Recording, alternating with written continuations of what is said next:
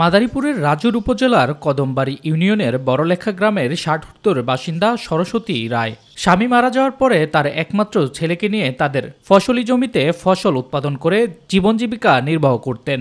বেনজির আহমেদের লোকজন তাদের ফসলি জমিটুকু ভয়ভীতি দেখিয়ে নামমাত্র মূল্যে কিনে নেন। একমাত্র ফসলি জমিটুকু হারিয়ে এখন নিঃস্ব তারা। দেবো না আমি তো রাজি না কোনো সময়, যারা আইছে দরবারে আমি একবার কাঁদি, বাবা আমি জমি দেবো না, আমার দেখ মাইস বদলাই দেয়, জমি একটু বদলাই দেয়নি, পয়সাও দেবে না, তুমি না দাও তোমার জমি এমনি নিয়ে যাবে। একই গ্রামের বাসিন্দা দুলাল বালা জমি বিক্রি করে ফেলার মতো তাদের সংসারে কোনো অভাব ছিল না। তবু বেনজির আহমেদের লোকজন ভয়ভীতি দেখিয়ে তাদের ৩ বিঘা জমি ৩ লাখ টাকা দরে কিনে নেন। কেন আমি তো এখানে বাউন্ডারি দিয়ে দেবো, ওই বাউন্ডারি পার হইয়া তো আপনারা যাইতে পারবেন না, তা এখন তো আপনি প্লেনে যাবেন, এখন দেখেন চিন্তা ভাবনা দেবেন কিনা।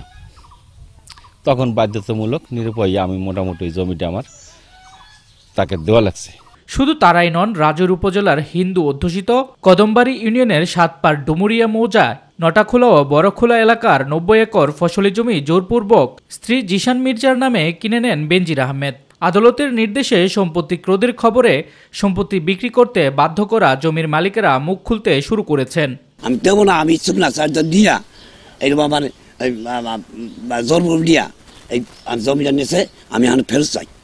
অনেক ভয় দেখাইছে, ঠিক আছে, যে আপনাদের যদি জমি না দেন টাকাও পাবেন না, আপনারা জমিও পাবেন না।